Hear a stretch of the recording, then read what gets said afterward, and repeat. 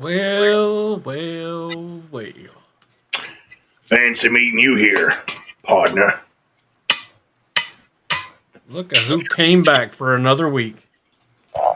Speaking of coming, I gotta talk about this.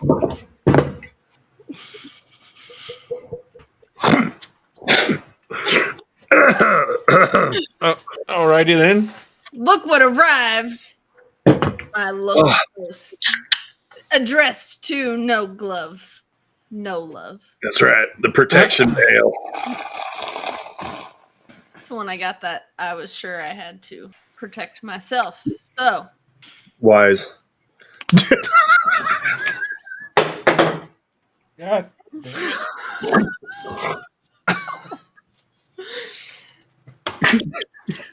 we have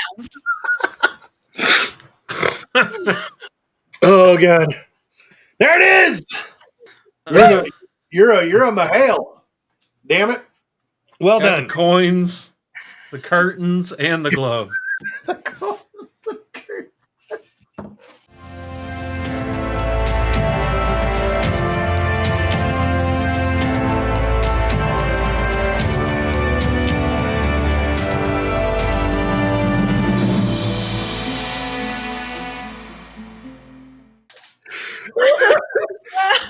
That's going in the quote book right there. The coins, the curtain, and the glove. Thank you very much. Now you know how to play the game, right? No, tell me. Which game? The curtains game, the glove game, or the coin game? I got a You lot got to of be real clear with what you're asking here. I saw her handle her leaf curtains the last couple weeks. I've no doubts she knows how to play that game. I just hope So she doesn't coin know how to game. play the glove game like the MEPS doctors. I want to see you walk like a duck. I'm gonna shine this flashlight, boy. And remember, I'm not deep enough until I can see the light from the flashlight come out your mouth. Why don't you squat down real low like and show me how you waddle around like a duck? If you ain't leaving starfish prints on the floor, you ain't low enough. That's oh God, this is probably gonna be removed, but that's fine. But I immediately got the vision of like a tracking montage. Trainees, recruits. They've come through here about an hour ago. ASVAB score about 32 on general. 76 on electrical. He's going to age. It's so true. Why do they suck? Okay, the coin game. Now I'm going to give you the version I always played, which is the most simple version. All right. Let's say the three of us are in a bar or in any type setting, and you whip out a coin and you go pa-ting. You make an audible clinking noise with your coin. Andrew and I must then respond by producing coins of our own. Within a reasonable time. Yeah, within a reasonable amount of time, which is usually like if you can't just fucking grab it, you can't have it. Sorry.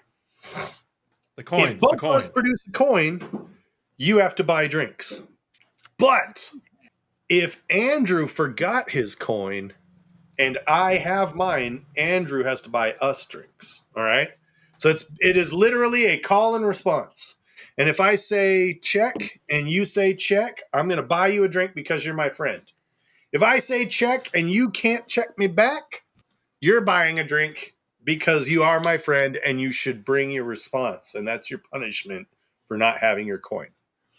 Now, other people have added other elements to the game where they have like ranks for coins or stories for coins. And I'm like, I mean, okay. But the rule is you can only use a coin that has been issued to you. Right? Like I have a presidential coin from President Trump in office.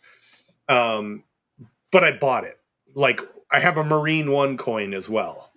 It's not anything I can use in the coin game because it wasn't issued to me by Marine One or President Trump. Okay. But for that matter, I've got a President Obama coin as well. I just liked to have the coins from the presidents when I was serving. But I do have the command chief of the 801st Forward Wing Command, something, and it was the 801st Command Chief issued those coins to us because we were doing honor guard while we were deployed. So like that's a pretty high ranking coin. I've never played with rank before. I just played with, do you have a coin? Yes or no. Bam. Nice. What's that one? That's my honor grad coin. That coin is pretty special because that's a coin you can only get by making honor grad in the Air Force, but you can only do it basic. So you only get one chance. We were one dude away from that. We had one dude fuck it up for us. Honor grad's individual based. Well, our flight, we had an honor grad flight that we were up for. Oh, for whenever I went through, those were warrior flights, which we also got, which was cool. Yeah, nice.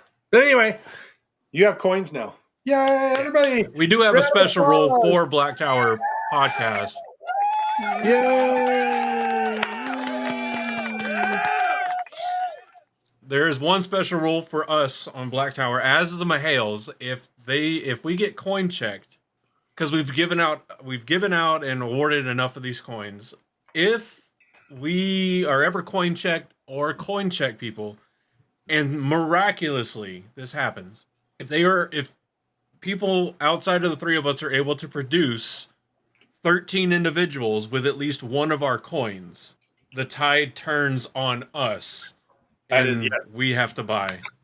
That is the accepted additional element that we added to make it more wheelie-timey. Yeah. Well, fair. We will deal with that when it never happens. Yeah, all the times that it's going to make me a liar. Happen. Go ahead, guys. Make me a liar. Because that means you got to come to JordanCon or WatCon or the Gathering Madness. Don't worry. We'll be ready. Bruh. Oh. But anyway, everyone, welcome back. It's the Black Tower Podcast. I'm Andrew. That's Reese. That's also Reese. They're both Aethon Mahales. I'm the Bajan Mahale. I guess Josh, I thought I changed my name. Did someone else change my name?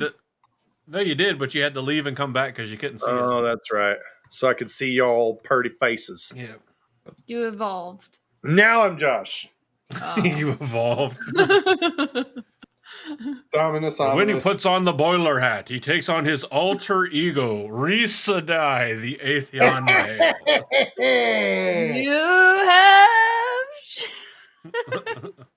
I guess I could start working on like my Wayne impressions and being like, all right, what kind of a man wears a hat like this? It's dusty, thinking worker, lowbrow, but good. And then he's like yes. I don't know. Who would? Who would? Why? It's not right. That's what I'm saying. It's not right. That's definitely what I think of when I think of Josh. Dusty, worker, lowbrow, but good. But good. But good. I'm Josh. I'm the Sauron Mahale. I do the light. I lead the lightning sluts. The fucking what now? The Electro Slut Division. This is a new level of Patreon. Oh, you like that lightning bolt, don't you? They don't play with electricity over there. Just Josh on the battlefield with a car battery and jumper cables. Just now that's the visual I have. You in like old like pirate pants, mid-calf boots, no shirt, bowler hat on. I don't know what a boiler hat is. I don't know what a boiler hat is either. It's a cook pot upside down, I guess. There it is. We can do that. We can do that. Just that with jumper cables and a car battery. Yeehaw. Yeehaw. For a good time, call the Sauron Mahale. He's the Florida man, Mahale. Bruh. God damn it, who gave the Sorvant Mahale bath salts again? Half of the damn dedicated have lost their face. The yellow Aja's pissed. Do you know how much healing they've had to do? You know how expensive plastic surgery is? Oh God, that's good. Really good. Reese, who are you? Oh, I'm Reese. I'm your no glove, no love. You're Mahale, I'm pretty sure. Whoop. Yep, my dog. Doggo agrees. Oh, all right. Well, let's get the spoiler out of the way. For those of you that didn't get to watch it, if I remember, I'll put the link in the description below. Josh, Reese, if y'all would try to help me remember. This is part 2 of our All the Good Things Only review of Wheel of Time TV show season 3. Last episode, which was last week for us, we covered episodes 1 through 4, talking about all of the cool, good, fun things that we loved and enjoyed and appreciated from those episodes, giving a brief synopsis and just kind of highlighting some of the stuff from it. So this week, we are going to finish that off with episodes 5 through 8. So let's get going here. The back half. So if you have not seen all of season 3 of The Wheel of Time and have at least read the first, 2 or 3 books, there will be spoilers for that. And maybe some mild spoilers for later on in the series if we want to do some callbacks or some tie-ins. So just, okay? You have been warned. Yeah. I'm trying to pull up. Trying to pull up my numbers here. Where's the last one I need? The last one I need, because I like having my numbers for the ratings. Did they give us any details on Rotten Tomatoes by the episode breakdown? I don't think they did. Other than just overall episode or season 3 has a 97% on the Tato meter and an 83% on the popcorn meter on Rotten Tomatoes. But starting off here, we ended off episode 4 of season 2 has the highest rating of any episode of the entire season at a 9.3. So we're going from a 9.3 now with episode 5 to an 8.1 for episode 5 entitled Tel Aran Riyadh. Of course, this episode is directed by oh my god, my eyesight sucks. Marta Cunningham, and is written by Ajoke Ibiranoke, is hopefully correct. I hope I said that right. If I didn't, I am abundantly sorry. I'm not good with English, much less. See, I can't even say English right. I'm not good with English. I don't even have my trays in to use. It's the will of the pattern. That's all. That's all there is to it. But I tried. I made an effort, and it's the thought that counts, right? And Josh is a thought, and he counts for a lot. So stop trying to butter me up, sweetheart. I will never stop trying to butter you up. How you doing? I'm gonna make you my little Orville Redenbacher. These biscuits always love getting buttered.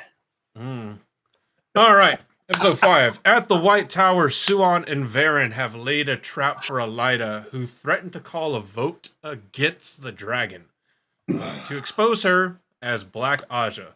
She's attacked and nearly killed by a gray man, but Suan and Leanne save her. Just before reaching Tanchico, Nynaeve, Elaine, and Mat team up with Min, who is familiar with the city. Mat also discovers that Min foresaw his death by hanging in her visions. In the Two Rivers, Perrin, Fael, and the Aiel, not her Aiel, the Aiel, infiltrate the White Cloak camp to rescue Mat's family, held captive there, leading to a battle this isn't part of the description here, but of course, during which they discover that Matt's mother has been tortured and killed by the White Cloaks, but his two sisters survive. Um, Alana aids them and is nearly killed by White Cloaks, but Maxim shows back up and saves her. They save Matt's sisters. Oh, here it is. But his mother is burned at a stake by Valda. In the Aiel Waste, the group arrives at the home of the Tardod clan, and Avienda begins shadowing Rand and teaching him about the Aiel culture as part of her Wise One training. Egwene practices walking in Teleron Riad, the world of dreams, with the Wise Ones. Moraine reveals to Lan what she saw on Meridian, and with Egwene's assistance, meets Suan in a dream to warn that the tower must follow Rand, not control him. In Rand's dream, Lanfear confesses her love for him, and they share a kiss, witnessed by Egwene, who's visiting the dreams of her loved one. So, Oh no!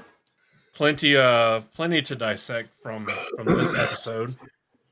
And again, we're sticking with all of the stuff that we liked, all of the stuff done well, or that we enjoyed, or that we thought was just done well. So, Josh, So a man of many thoughts underneath that bowler hat, what you got? I will say this: the scheming in the White Tower, I really enjoyed. I saw something at first. I was kind of disconnected from this, but I really loved that someone pointed out that the reason Swan makes a note of commenting on Elida's rose scented perfume is to give us the audience sort of a feedback, like, of, okay, cool, she wears a lot of it, right? Well, we also know that Varen's sister Adeleas has been, damaged, right? Her memory is jacked. They decide to send Adeleas to help guide Elida to the 13th depository. Now, at first glance, you can go, Adeleas. at first glance, you can kind of be like, what? Like, this is so dumb. Like, but then you take into account that scent is the closest sense to memory, and that Elida is ambitious.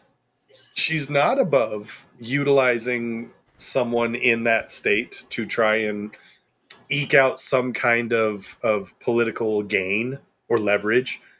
And given how hungry she was for it, Adeleas really served as a sounding board. Like, Elida kind of led herself there. I really liked that scene. I liked the setup. I liked the scheme. And I think it felt like the White Tower. Like, it felt really, really good. It felt like these are incredibly intelligent people scheming these incredibly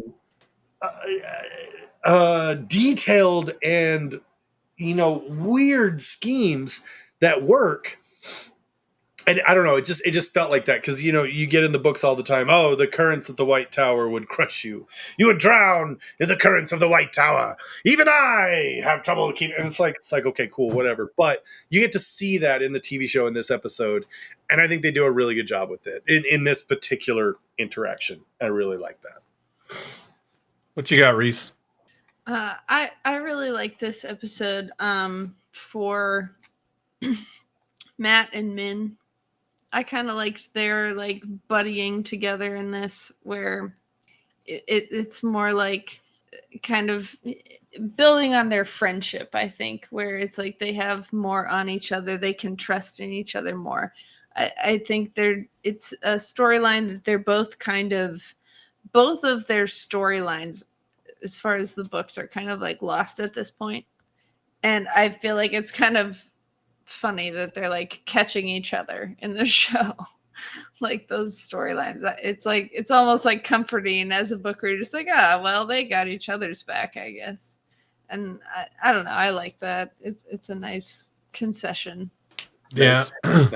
I like with the Elida thing, I like how having Suan and Varen and Leanne try to deal with her and like the way she's been acting, seeming like she's at odds and scheming against, definitely makes the watcher think that like, okay, she's probably one of the bad guys. And but then having a gray man almost kill her, like I think does a good job at dispelling a fair bit of the worry or the idea that she's like one of the bad guys. You know, that she's not necessarily a good person, but she also may not be working for the Shadow. It's either a very intricate plan or she's not working for the Shadow. Um, and I really like kind of how they're showing that here and kind of keeping that motive that like, yeah, she's not a good person at all, but she also like is not necessarily that brand of evil. You know, she may very well be her own distinct, you know, generic Food Lion brand of evil. Which is nothing wrong with, you know, buying generic Food Lion brand evil, Uh-huh. but it's just different than, you know, like, you know, name brand evil. Is this the Sea Folk episode as well? I believe it is. Because that Pretty was sure a it was- really I couldn't remember if that was the last episode or this one. Yeah, no, it is. It is this episode Okay. because episode 4 was like all columns, right? Yeah. Episode 4 was all columns. They go to leave for Tanchico in episode 3 in Seeds of Shadow. Right. So that Yeah, no, I- that's I couldn't remember. because in episode 3 is whenever Min is secretly following them. So I think this might be the episode when they're actually on the boat. Okay. Oh yeah, because when Egwene catches Rand and Lanfear, she also sees Elaine Yeah. and Avienda. Okay. So that I loved that boat scene. I felt like it was very much Wheel of Time book appropriate. Like everybody's role in that scene was very much what they would have been doing in the books. Like it was really fun, and the weaves in that the Windfinders they were just not at all what I imagined, and yet kind of so much better at the same time. They were very much like the aurora, like it was aurora borealis across the sky as they were moving the ship, and it was so It was cool. beautiful. It really was. I saw somebody say they felt like it diminished the strength because in the books it talked about the thickness of the weaves and how much was being handled at once. And I kind of agree with that. I feel like, you know, it was very kind of light looking, but I still feel like the intricacy was there. Where like if you had kind of pulled it all together, it would have been that thick mass from the book. I think maybe like if you think of it as like maybe what they were going for is it being instead of it being a bunch of separate threads woven together to the same effect, it was a coalesced mass moving in the same ease direction together. So it wasn't just like a bunch of individual aspects being brought together and guided and pointed. It was more of like a collective mass ebb and flow, which would flow with the sea folk mentality of going with the waves and the wind.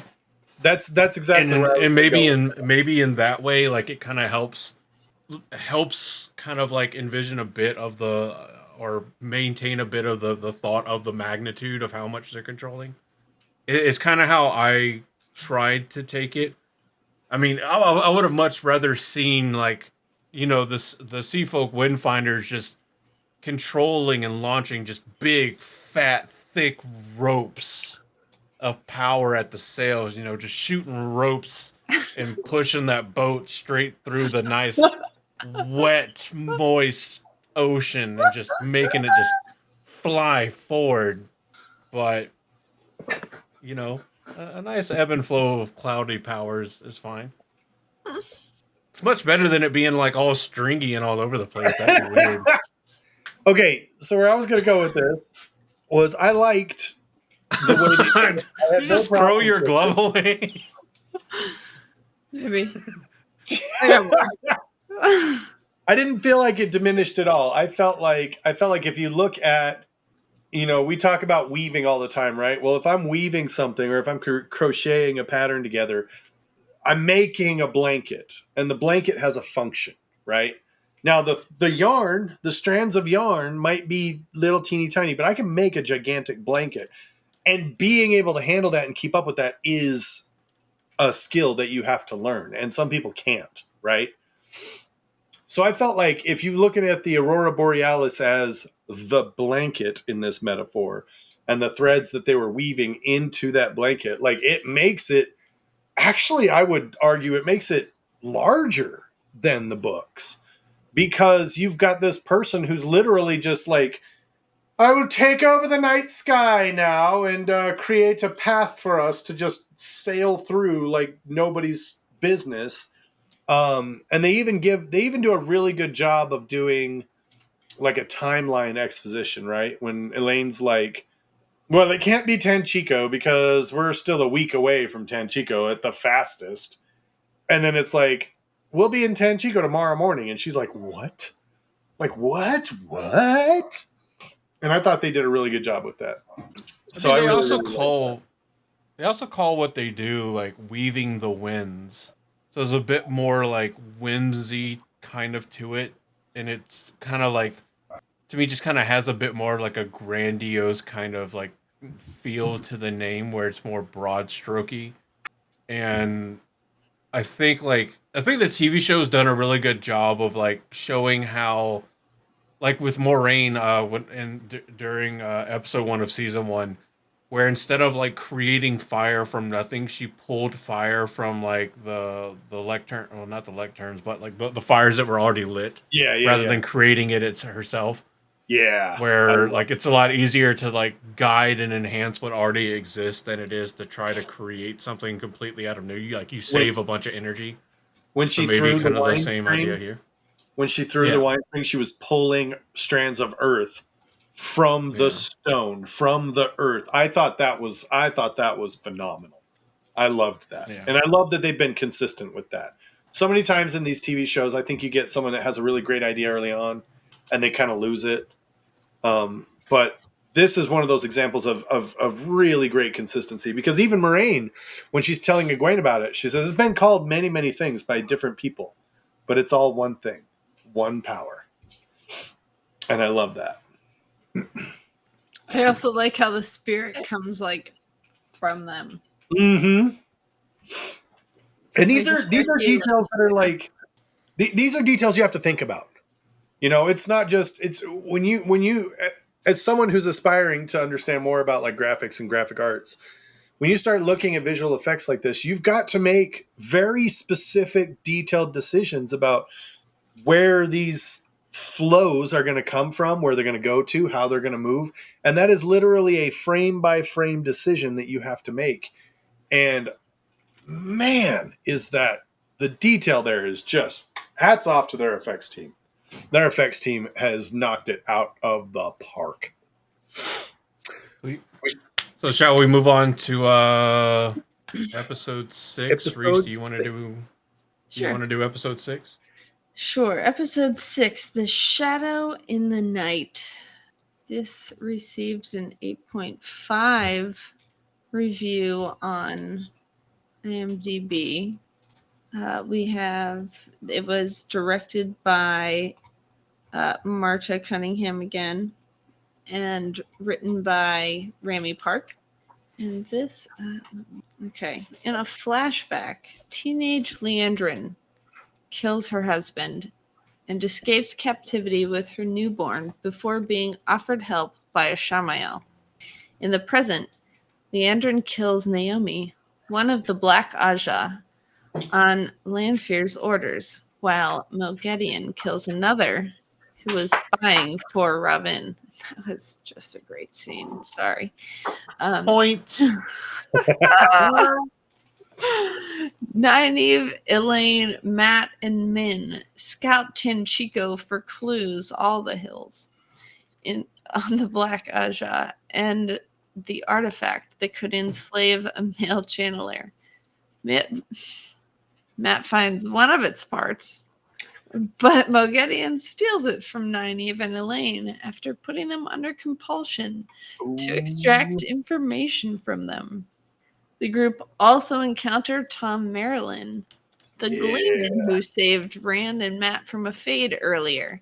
In the Aiel Waste, Egwene is confronted by Lanfear and Tel'aran'rhiod, while Rand and Moiraine discuss their next steps after Ruidian.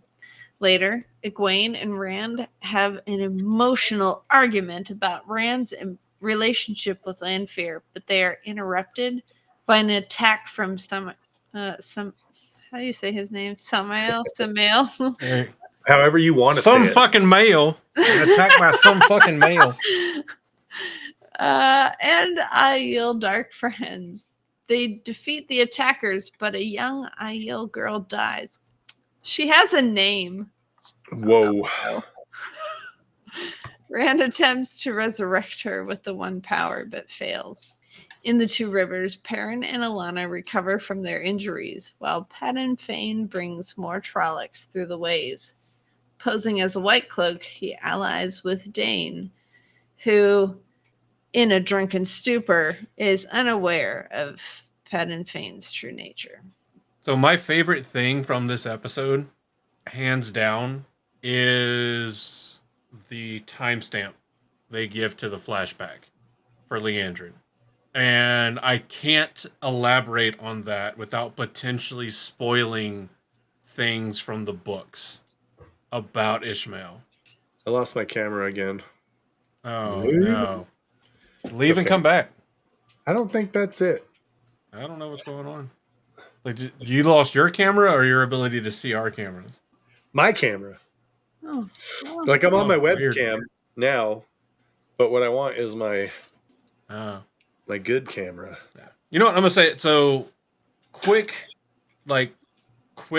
minute-ish spoiler warning for spoilers about Ishmael kind of situation from the books. And potential spoilers for coming up if the Wheel of Time gets renewed for more seasons. In the books, Ishmael being the closest, is imperfectly sealed, and like once every 900 years or whatever, once every 90 years or whatever, he can touch the world for 40 years. Forget the exact number. I used to know it by heart. Yeah. But I think it's once every 100 years or something. No, it's once every 960 years. You can touch the world for 40 years. Which means I just defeated my own thing. Because that was only a 95-year flashback. Except I thought it was Except who's free at the end of season 1? Well, yeah, he's fully free, but so unless they extended the 40-year time frame that he could be free to act on the world. Oh, that's a good point. So, Yeah, his rules. Yeah, are that's right. different. Yeah, because he's only able to touch the world theoretically 3 or 4 times in between the sealing and when the series starts. So, damn it. I'm just gonna cut that whole part out. Honestly, I say present it anyways. It's the TV show. None of it makes fucking sense.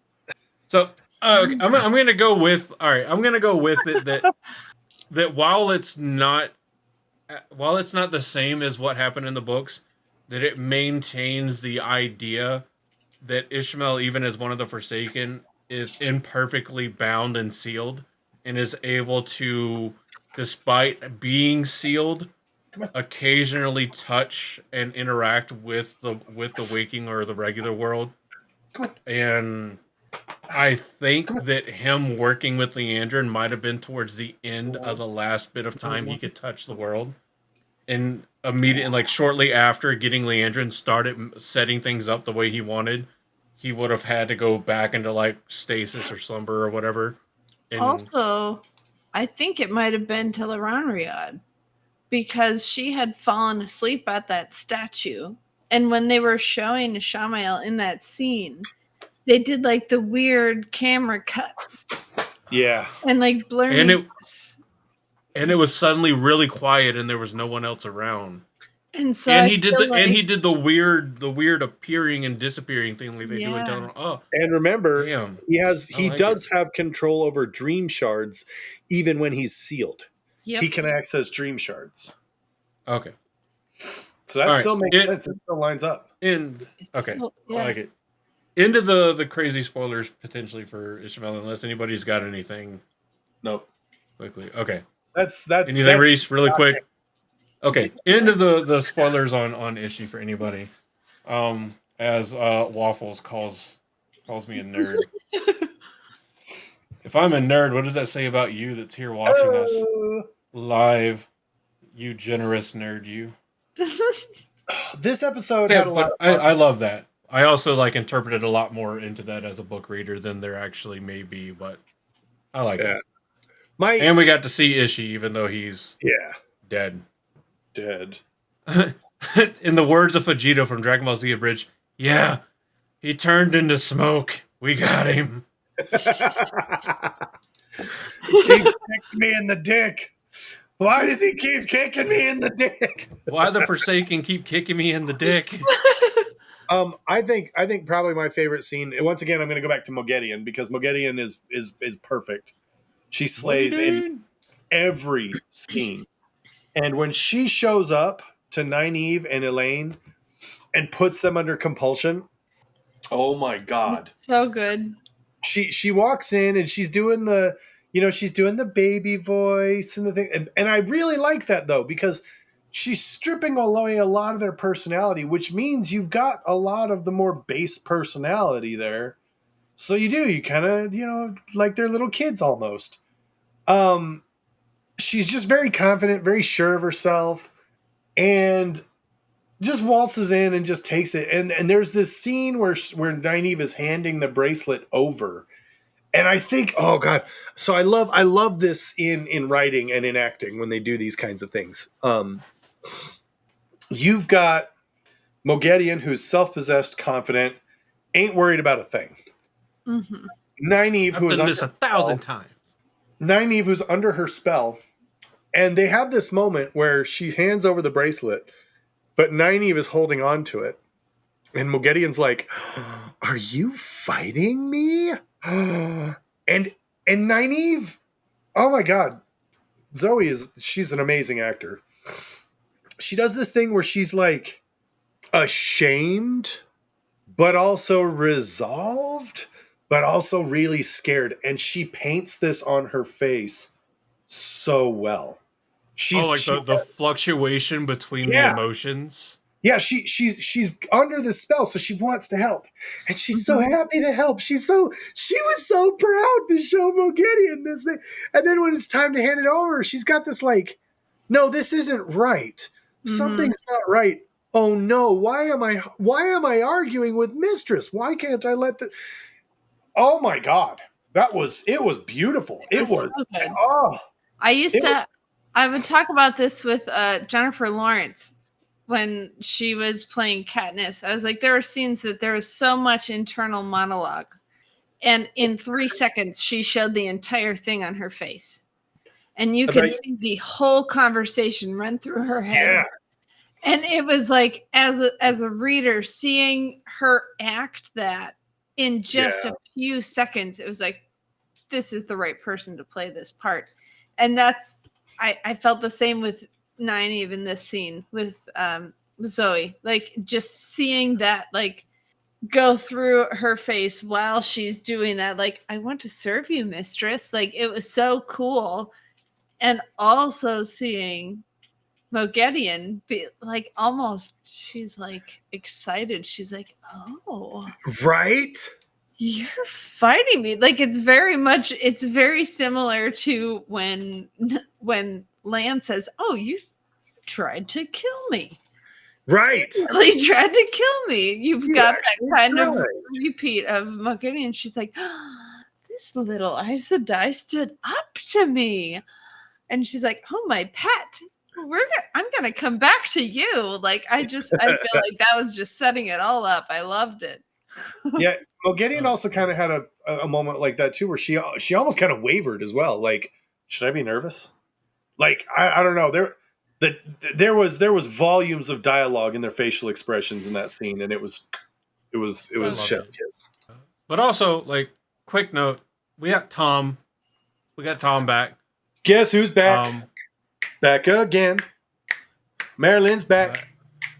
Tell a and of friend. course, with Tom coming back, this was also the now widely acclaimed hit single song featuring Tom, Marilyn, and the daughter heir of Andor, The Hills of Tanchico, which I liked Emmy watching in the nominated. show, but is very very quickly becoming overplayed for me in the fandom. It's like when you have that one friend that finds a new song they like, and it's the only song they play over and over and over again, and I'm like, yeah, it's a good song, but you're kind of like making it the only song I hear. You're kind of making it annoying. But enjoy your music, people. Enjoy your music, whatever. But I kind of I don't I like that we got Tom back. This is the good things. The good things. We got Tom back, which is always good. Always a good thing. I really enjoyed the kind of, overly confident Elaine. Like, yes, I know what I'm doing. And Tom, she's like, the hills of Shinchiko. He's like, are you sure? He's like, yes, of course. Of course, you gonna I'm do sure. In this crowd, are you gonna chastise me for that not being a proper song for the Right. daughter heir of Andor? Well, In this crowd, in the questionable area of Tanchico? I even loved Tom. when he was like, "Is she doing that old daughter heir scam again?" It was so good. Tom is so smart. It is so on top. Oh god, everything. It was so good. The way his character came back in. We could have had that sooner. But okay, fine. Now we got him, and he did more than just exposit, and it was great. I loved it. He did a lot of loved all the expositing, too. little facial expressions during the song. I loved the woman who let Elaine know what the song was about. I and I just loved that little back and forth between Elaine and Tom when she's like, "What?" and he's like, "I told you." And I she's like, love too that "Well, all right." they end up singing that song for like the next 2 hours. It's like the Star Wars Cantina band. You want us to play the same song? That same song, I'll play that same song.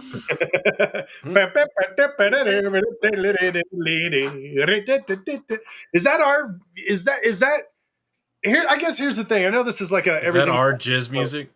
but let's talk about: do we think the Hills of Tenchico ranks up there with the Cantina Band and Toss a Coin to Your Witcher? No. No? Definitely not Cantina Band. I think it's close to Toss a Coin to Your Witcher. I agree. Okay. Cantina Band has no words, so They are. it's a different category, idiot. It's also not in a category known as jizz music, so It is. It is actually known as jizz music. So yeah. Which Disney, of course, wants to change because Disney can't promote a thing called jizz music. no, they cannot. Anyway, no, it's good. I will say, episodes. Go ahead. I was very not on board with the Hills of Tanchico at first, and I think it was the cringy like rub my tits dancing. Like I lost it, right? But then we went to Jordan Con and sang it in opening ceremonies, and we sang it at the dance, and I was like, you know what? I can fuck with this. It's pretty fun, and so I'm having fun with it now. To but the one lady that was there in the front row in the middle that tried to get the crowd to start doing the chest rubbing, not to make you feel like embarrassed. I saw you try, and I saw everybody immediately just not do that. I appreciate your efforts in trying to. You did good. You understood the assignment. Embrace it. You did. So I appreciate your enthusiasm.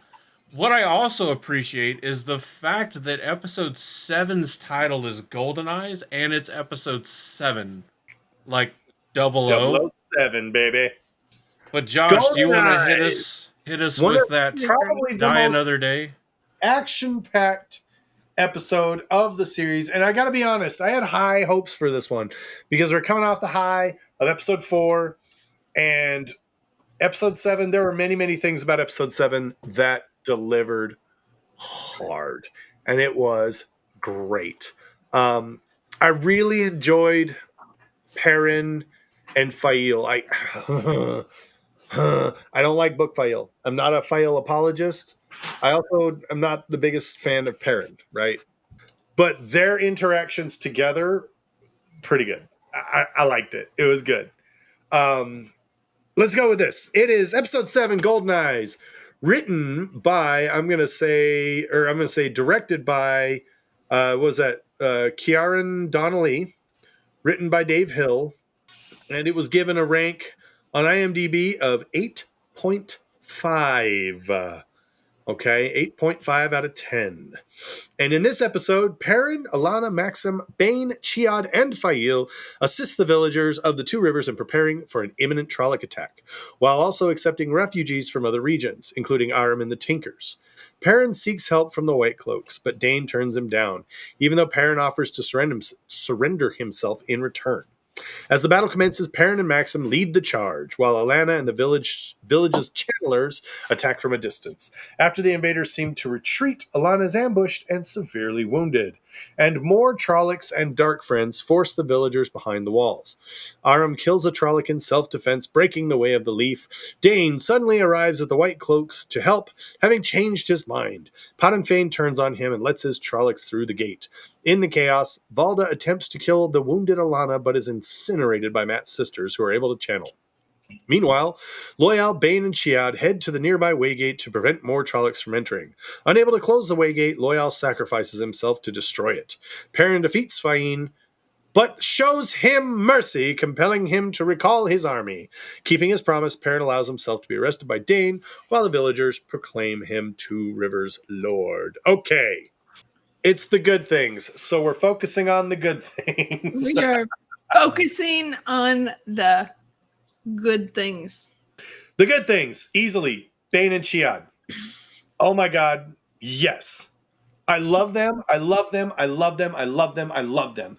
They go to the Waygate and they're like, even Wetlander's Shadowrunners are soft. Like, I love how they're like actively making fun of the Dark Friends coming through the gate. They go down to the Waygate, kill everything, and then Bane and Chiad are like, all right, who's next? They just sit back there. They're just ready. They're just ready. And then when the next group of Dark Friends comes up, they're like, what's going on? We haven't had any reinforcements. Bane and Chiad are like... Plus their absolute mastery of Juto.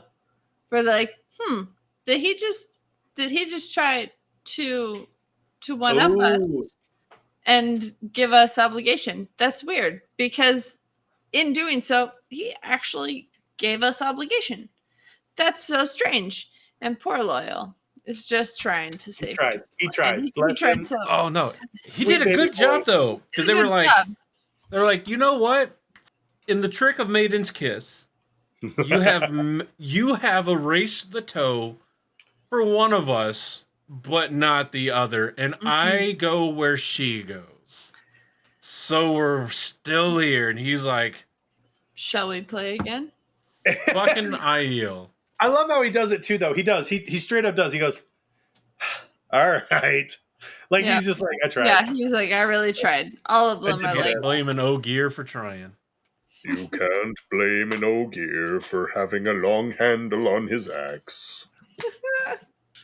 Yeah, it was great. Again, I liked Fail. This is the one where Perrin shows her the scroll of Matt with the horn, right?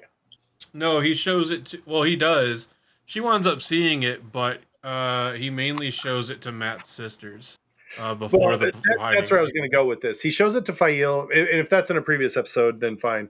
But I love this scene. No, it isn't in this episode, but he's showing it to his sisters, and then I think she sees. I think. Well, he shows it to Fael first, right? Because Fael gets all pissy. She's like, "Wait a minute! Your stupid friend found it, and you let me continue on with this." And she was, and then he Oh killed. yeah, you're right. You're And right. she goes, "That's not fair, parent." And he's like, "Ha ha ha, you suck." And it's funny, but it's like playful lovers banter, flirty. It was a sweet moment. It really was. And Perrin just being like, "No, I can't let this go on anymore. Hand me that scroll." Like, it's so good. Like, I love it. And then when he shows it to Matt's sisters, it was so real. That like 30 seconds of just riffing on their brother, just like ripping on him. Like, he looks like this. He looks like this. He looks like this. He looks like an idiot. I feel like the showrunners even kind of acknowledged. I'm going to say this. I can't speak for them, obviously, but I'm speaking for them right now. I feel like they acknowledged that the horn looks stupid in this scene. I think it was a really great way for them to be like, okay, we heard your criticism, and yeah, in retrospect, the horn was kind of a dumb design. Here, have a moment where we acknowledge that. We were I was drunk. at the We liquor grabbed what store. was on the table. My I was bad. at the liquor store the other day and I saw the Horn of Eight Lear, and I was really excited because I wanted to buy it, but it was like behind the counter and I didn't want to ask for it. But it looks like the Horn of Valir, but in an 8. Those like behind the super counter 8. And horns of I Valir are need to get expensive. the. That's why Fael never found it. She didn't go to an ABC store. She didn't. Hey-o. Way to go. I But liked yeah. the Aram breaking the way of the leaf scene. I thought they did that very well, especially with having his mom there and being like, "What did you do?" I thought they did a really good job with that. Like, especially given the scenes with Rand in the columns, it was very reminiscent of that. Yeah, that's a good point. That's a good callback. I also loved my second favorite scene. Don't get me wrong, I like how things went with Valda in the books, but I also love, given how shitty of a person Valda is, how absolutely dismissively insignificant his death was. Right? Like it's like a kind of like just, oh, it was you, and then just burn. Like, yeah, nothing. Like, and it's kind of funny because like that's like the main kind of question, right? Like, that's how he could have been killed all along. Like, at any given point, any Chandler could have just been like, especially after all of his boasting, like, "I'll show you how to capture and kill a Chandler, a Tar-Valon witch." And then it's just like, it's literally two like barely like puberty age girls from bumfuck nowhere Two Rivers that have already like miraculously saved Alana's life once and are about to do it again, that are just like, "You're the asshole that killed Mom. Burn." Burn, Like, baby, burn. It gave me Mustang vibes from Full Metal Alchemist Nice. when he burns the shit out of Envy. Agreed. Except, less cinematic, but that's anime versus live action. Do I have to burn a homunculus for it to die? It does look like rain. I know we'll probably talk about this episode a lot in our next segment, but I will say, there, we lost Brother Book in this episode. And I think one of the great things is that he got to finish his writing. And guys, I actually have a copy of it. No. Oh no.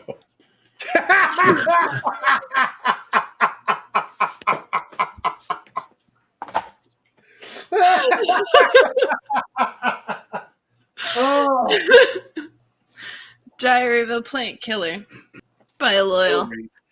Son of Do you think what was that insult against the Sean Chan that Matt used or whatever that was like super offensive? Oh no. Yeah. Do you think Plant Killer's like the daughter of the Sands for the Ogier? That was against the the Sea Folk. Yeah. Yeah, sorry, that's what I meant. Okay. Do you think like daughter of the Sands is to the Sea Folk like Plant Killer would be to the Ogier? Ooh, I'll bet it would be. Like, you don't have a green thumb, you have like a gray thumb. Got a green dick. What? Does that just mean you gotta fuck the plants? What are you trying to say here? Like, Look, hey, I don't Loyal, my question peace lily Ogier's isn't ways. growing well. Could you fuck it real quick for me? Like, He does sing to it to make it like rise. Earth is getting jealous at how often I fuck the tulips and not her tulips. I'm not sure I'm tiptoeing, right? Does that mean that Ogier just like jizz miracle grow? Is that what it is? Is that the secret? Well, yeah, I thought that's what Sungwood was. That's oh, that's what it is. They hum at a resonant frequency with their balls, and it just causes it to come out. And they're just fucking Miracle Grow sprayers. Oh. Oh shit! All right, what else is in episode 7? My loony theory. I've got one. Oh, get it. Do it. All right, here's my loony theory for I have a the part of Reese that just wants everything to be happy and lovely and wonderful. So she makes all the excuses for everyone, and this is what she has made for episode 7. We are going to have in the last battle, Loyal is going to come through a way gate with all of the Ogier from the stump. There it is, and his Just name was spurting. Loyal Cena. Just spurting Miracle Grow all over the Trollocs. An army of Ogier Miracle Growing the Trollocs. So that's Because your eyes are drying with semen. Oh. Oh shit. Okay, episode 8. Finale. Speaking of semen, episode 8, He Who Comes with the Dawn. Egwene and Rand wake up. The dawn is dawning, and Egwene goes, "Ew, Rand, seriously? Again?" What it was a good Still dream not me. about Lanfear, not you. Shit. All right, directed by Kieran Donnelly, written by Justine Jewel Gillimer. Nynaeve, Matt, Elaine, Min, and Tom enter the palace in Tanchico in search of the artifact. The artifact. Elaine and Tom are attacked by one of the Black Aja, but Elaine kills her. Very, very anticlimactic description. They're attacked by a member of the Black Aja with the black rod that spouts balefire. Right. Elaine takes it from her and then expertly uses it and kills her with balefire. Boom. After being told by Tom that There's no Lord such thing as Lord Gerbil Gerbil. doesn't exist. Yeah. Like, that's not a real guy. Like, you're being tricked. Stepping through a twisted redstone doorway type arch, Matt is More like transported through a dumpling. mysterious realm where an Ilfin, a fox-like furry creature, grants him 3 wishes and in exchange hangs him from the arch. Min saves him, but he finds he has lost some memories. Nynaeve faces off with Leandrin and overcomes her channeling block, becoming Moses Nynaeve after Leandrin nearly kills her. Leandrin gets away with the artifact and makes a deal with Mo Gideon to enslave Rand. In the White Tower, Elida effects a coup and is declared the Amerlin seat. Suon is falsely condemned as a dark friend and executed. In the Aiel Waste, Moraine plans to force and imprison Samael to train Rand in channeling, but Samael is murdered by Mo Gideon. Rand rejects Lanfear, prompting her to turn against him, ally with Ravine, and position Couladin, leader of the Shaido clan of the Aiel, as a fake Kara Karn. Moraine and Lan fight Lanfear, and Moraine emerging wounded but victorious, and Lanfear severely wounded fleeing. Rand convinces the Aiel to follow him by revealing their history as Oathbreakers and summoning rain in the dry waste. Okay. There's a lot more that happens in episode 8 than this brief summary. No, that was Go it. ahead, Josh. Yeah, I mean, I have a loony theory for this episode, but I'm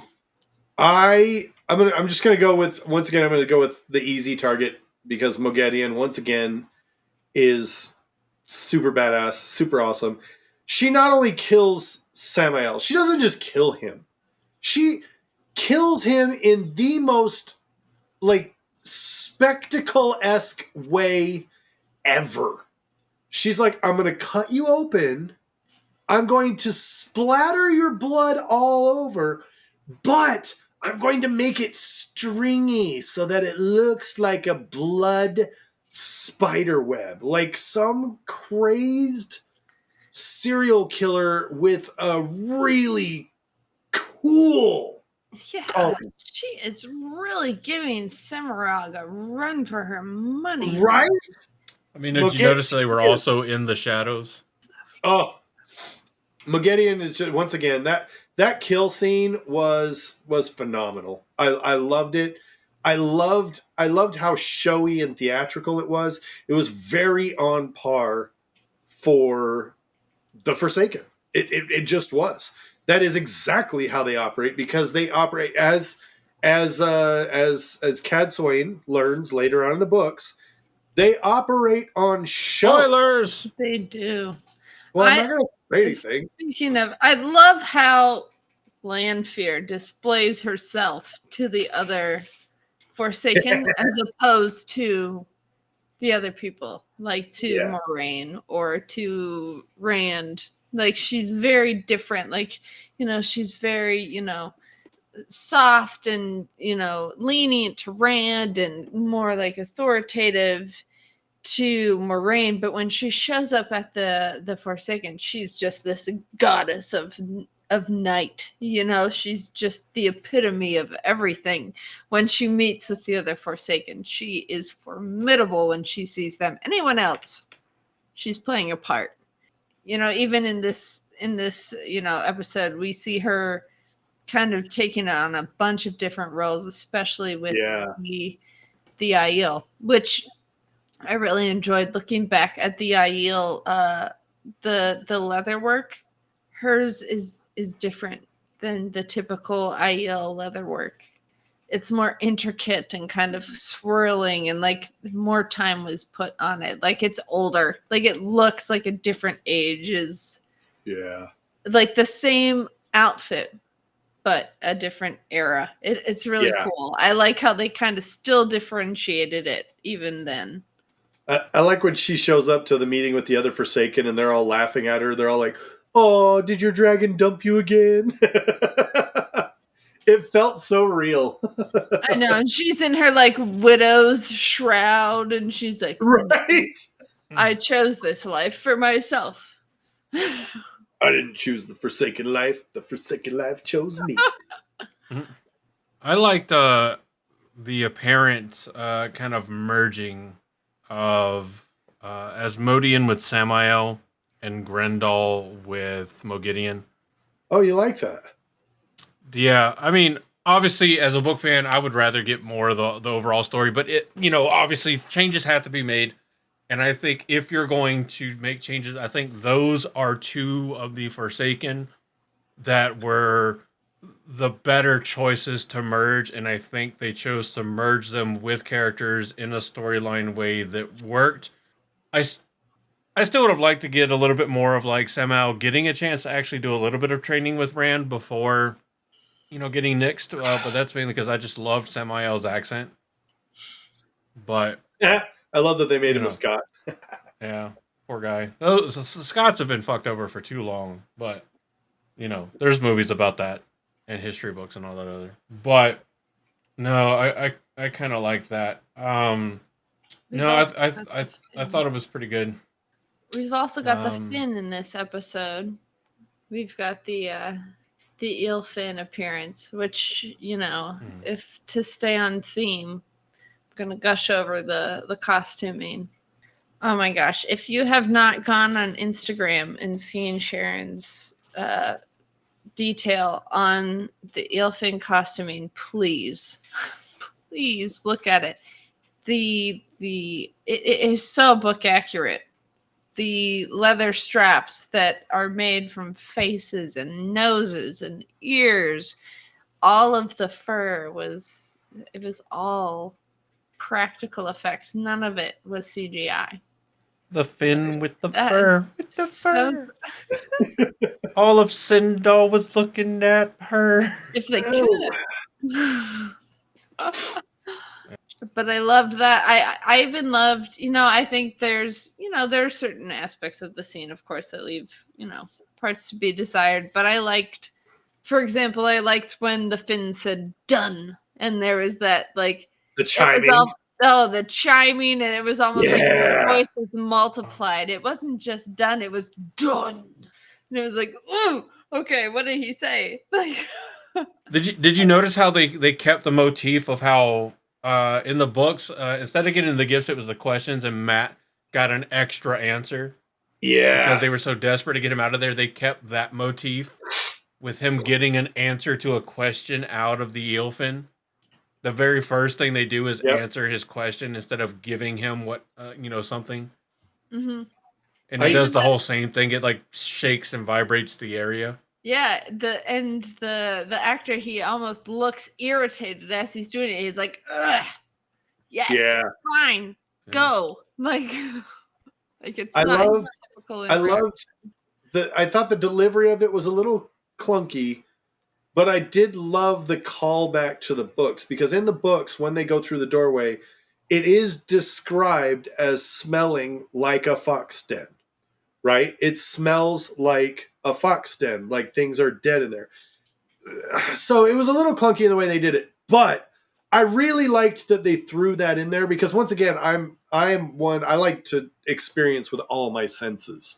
I'm a very sensual guy, and when they Fucking do anal must suck things for you. in the TV show to invoke the other senses, I appreciate that. So I really liked that. I thought that was pretty good. So my loony theory for this one: Hit it, the hit it. last time we saw somebody fight with a blade that they grabbed the actual blade of that wound up superheating when they before or after or during when they hit a Forsaken was in season 2, episode 8, when Rand came away with a heron mark on his palm. Right. Season 3, episode 8, Moraine, using Land's blade from Malkir, grabs it by the blade. It superheats because of her channeling so much power using the Sakarnin when she slashes Lanfear's throat. And previously in the episode, Rand, or previously in the season, I think it might have been episode 6 or 5 or 6. Rand and Moraine had a conversation where Rand looked at her and said, "I need you by my side." And they've already started this thing with her having the Sakarnin, Rand going to get Kalendor, already being a pair needed. I think Rand has the brand on his left hand. Moraine, I think now has a heron mark brand on her right hand. And that will Oh. complete the prophecy of twice and twice they shall be marked to make it a dual thing where one, it keeps them together. And because here's the thing, you don't have an actress like an actor like Rosamund Pike without keeping her center stage. Right. And you also like it would be a fantastic payoff for the TV show to have Moraine's story culminate in her actually physically helping the dragon in his end goal. And I think she's going to come away with a heron mark to help signify that they are two parts of a whole.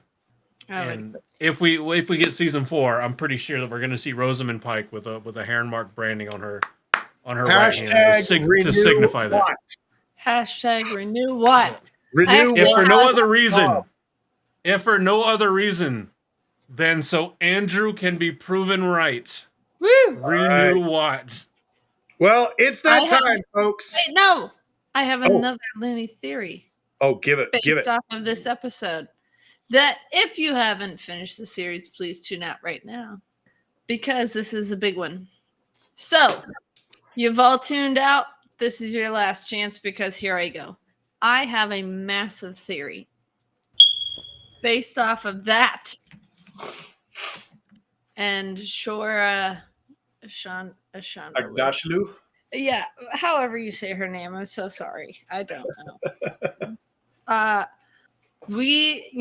Twitter of Time kind of spearheaded the campaign to get her cast in the Wheel of Time. And I think kind of the consensus at the time was that she would be an excellent Cadsuane, Correct.